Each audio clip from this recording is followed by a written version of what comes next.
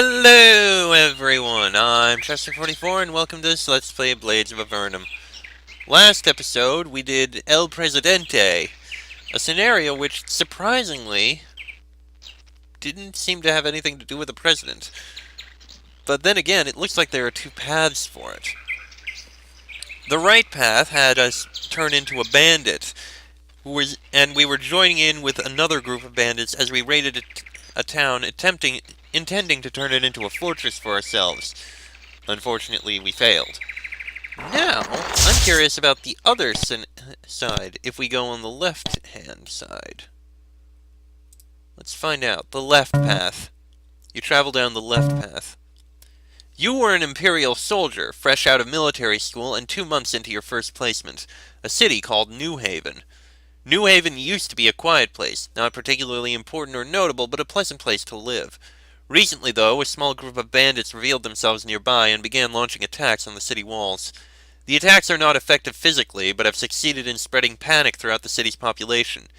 Mayor Rourke, the city's leader, has taken it upon himself to rid the city of the bandits, although so far he has met no success. You prepare for bed one night after a blissfully attack-free day, being told you're finally being allowed to go out tomorrow. Sleep comes quickly. You are jolted from your sleep by the huge, earth-shattering explosion to the south. The screams of women and children fill the air. Jumping out of bed, you see your commanding officer burst in from her office. "Quick, get up! You!" She points to a small group of men. "Go and find out what's happening." She turns to you. "You! Wake the fuck up! We don't have time to mess about. I have orders for you. Move it!" Okay, same thing. See the README file for more information. I never actually looked at the README. Dervish Steger is waiting impatiently for you to address her. She shifts her weight from foot to foot, and her left hand is resting on the pommel of her sword. "Hurry up! Don't you know we're under attack?" "Reporting for duty, ma'am." Steger waves away your salute. "We aren't at boot camp now, soldier. Look, I have no idea what's happening outside, but it doesn't look good. In fact, it sounds fucking terrible, got it? From what I can gather, it sounds as if the bandits have smashed their way into town. And we both know that it'd take a huge amount of power to get through our walls." Steger looks almost frightened for a moment and pauses. "Shouldn't we be out there, then?" Steger nods distractedly. Yes, I'm going to go to the source of the explosion in a moment. Hopefully no invaders have slipped through the soldiers stationed down there yet, but I need to give you your orders first." "What is it I need to do, ma'am?" "I need somebody to go and make sure that there are no invaders blocking the escape stairwells. It's likely that whoever is attacking will block off the main gates, and so we'll need another way to evacuate. This is your task. You'll likely have to defend yourself and should equip whatever armor you can find in here and take anything you can find in town. Be sure to check out the shops just to the south. They may have useful supplies." "You think the main gates will be guarded?" "Almost certainly. If you were attacking, isn't that the first place you'd secure? Even if the gates aren't barred, everybody here knows to head for the tunnels beneath the town in an emergency anyway. Let's hope that the bastards that are attacking don't know that." "Okay, where are the stairwells?" Steger looks at you like you're an idiot. "There's one in each corner of town except for this one, remember? I suggest you go to each one in a clockwise motion since the nearest one is just to the south. Just make sure you get to all three, got it? When you get to each stairwell, make sure that the townsfolk can get to it. If for any reason it is barred, try to unblock it. If it comes to the worst and you can't secure a particular exit, move on to the next one. We don't have time to fuck about here. Any questions?" "Yes, just one. What do I do once I've secured the 3 passages?" Steger smiles slightly. "Your optimism will serve you well. Once you've secured the 3 passages, I'll find you. Then, depending on the situation, we'll fight or we'll withdraw. Understood?" "Yes, ma'am." "Good. Remember, secure each stairwell. If you can't secure one, move on to the next one. And take whatever you need to survive. Those doors must be cleared. Dismissed!" She draws her sword and runs out of the building.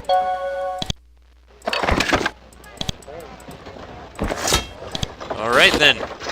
Iron longsword, iron-studded armor, bronze helmet, and gloves. These shelves contain various scrolls and sheets, each one filled with troop movements and guard rosters.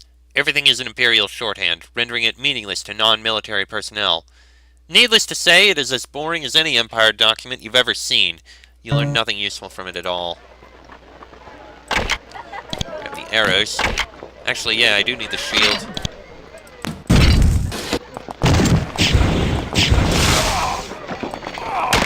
Alright.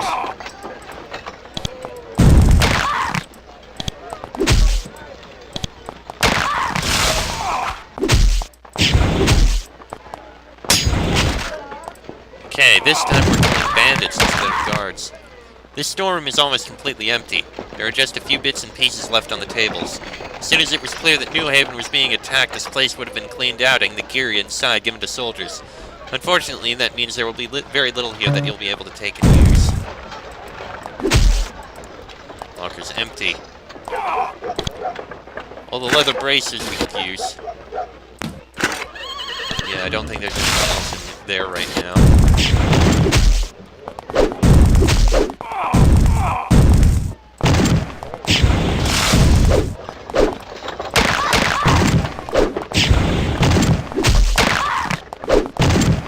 You have no reason to go into town hall right now.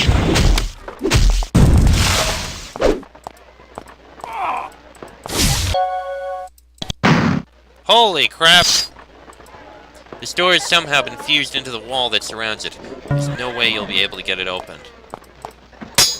Wow, I actually got some health back from that. Well, there's a cloak. We could use that.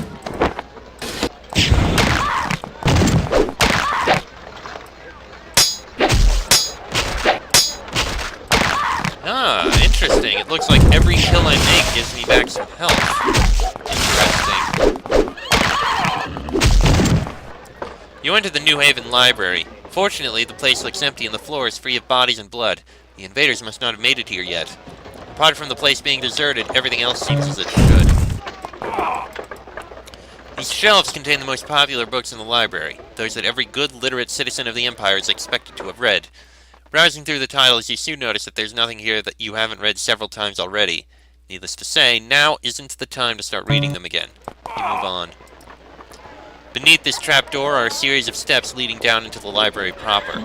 You unbolt it, open it, and peer down, noticing that something isn't right. The air down there smells strongly of smoke and blood. You take a few steps down and freeze. The place is aflame and has been for at least 10 minutes. At the bottom of the steps is a librarian who evidently tried to hide here when the attackers came. Whilst you can't be sure of what exactly happened to her, you have a fairly good idea. Most likely one of the attackers found her hiding down there and set the place alight, trapping and killing her. The cold-bloodedness of this act makes your gorge rise, and you grip your sword with fierce determination. These bastards must pay for daring to attack the Empire and her people. You enter New Haven's temple. The place is deserted. Everybody must have fled here already. It's eerie how quiet this place is, despite the carnage happening outside. Since there's nobody inside, you probably shouldn't linger for too long. The longer you stay here, the more likely it is that somebody outside dies. This chest contains the donations people are expected to give to the church. You have no business depositing any coins. As a soldier, you are exempt from donating, and you have no right to take any of the gold already here. You leave the chest alone. You step through the curtain and into the private room of Father Simmons. It's a fairly simple place. There are 2 bookcases full of literature and an open tome set off to the side. Apart from these details, though, there's nothing of interest in here. These shelves contain the private journals and books of Father Simmons. Even if you had the time to read them, you wouldn't. Everybody is entitled to their privacy. You leave the shelves and their contents alone. You've seen this book many times. It's the tome Father Simmons uses to treat injuries and diseases in town. Hopefully there will be some enchantment inside that will be able to heal you. Sure enough, you flick through the tome and find a simple restorative spell. However, there's a warning at the bottom, and it can only be used once per day. Do you want to use it now? No, we're not going to use it now. We're doing okay.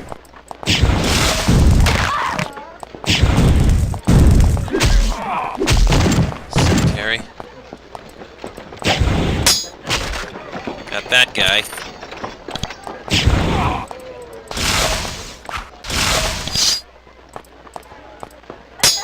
The maid's dead first.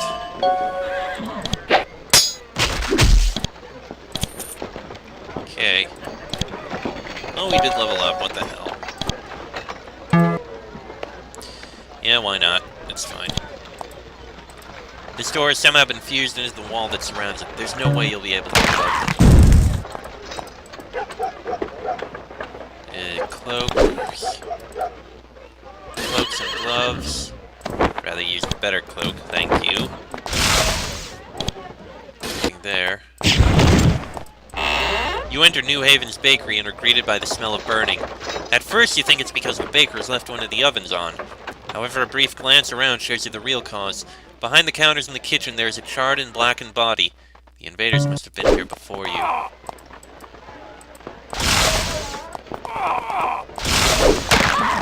So they were.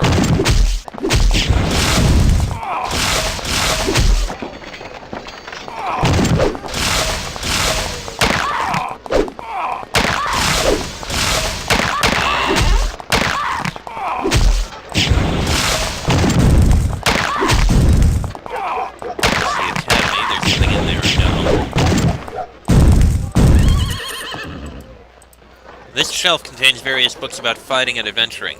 There are books on practically every subject imaginable. Since the width of knowledge here is so large, the depth is pretty small. There isn't anything here you didn't already know. Move on. Bow and arrows. Bow. This shelf contains various books on fletchery, including some detailing how to make arrows from everyday material, some explaining how to shoot whilst blindfolded, and even some on the best way to care for a tree before it is carved into a bow.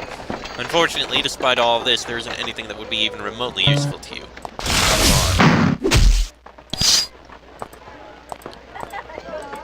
Right, drink that. And that is why.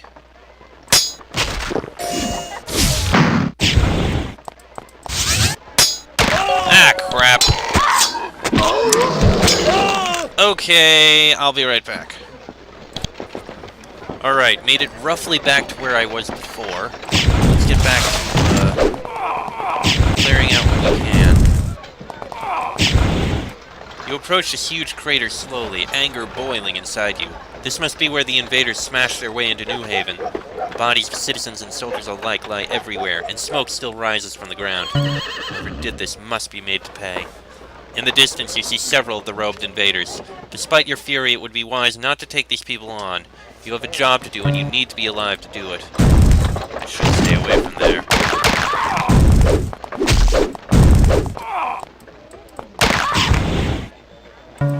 Yeah, I'm not gonna get into any of those.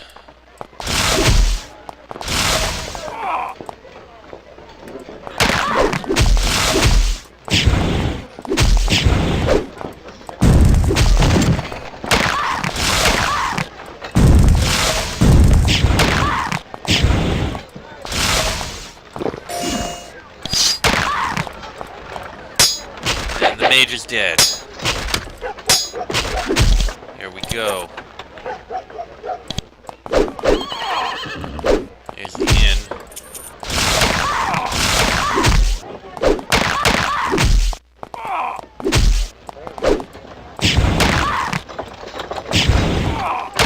Alright.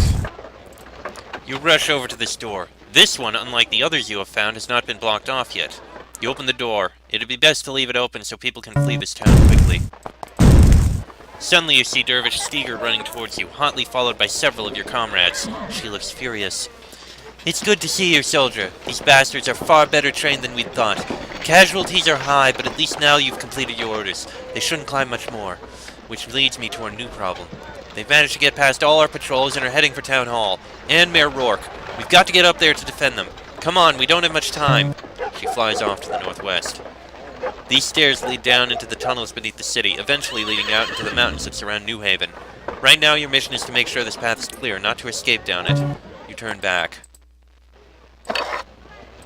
Alright. To Town Hall! You reach the doors to Town Hall, which have been thrown wide open. Inside, you can see Dervish Steger in a pitched battle with several of the robed invaders. 2 Empire soldiers lie dead on the ground beside her. The invaders stand between you and your allies. You'll have to fight through them to help Steger. Combat is joined. You watch as Mayor Rourke falls to the attacks of the invaders. With his body crumbled on the floor, they quickly turn their attention to you. Things were bad in New Haven before, they are much worse now. You flee to the nearest exit. Game over. Well, hold on, I'll reload. Alright, let's get this done now.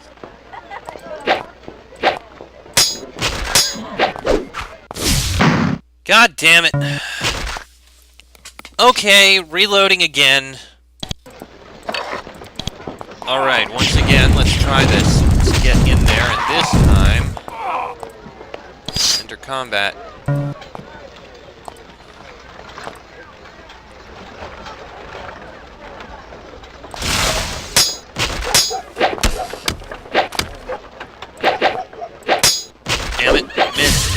Okay, there we go. This time we'll save the mayor. The last of the invaders falls and you stare at the bloody floor on which the dead bandits lie, together with some of your fallen comrades. You hear some screams outside, though, and you turn around. From outside, you can hear people shouting, "They're not all dead! They're fleeing!" You should quickly chase all the remaining invaders to the blasted part of the walls.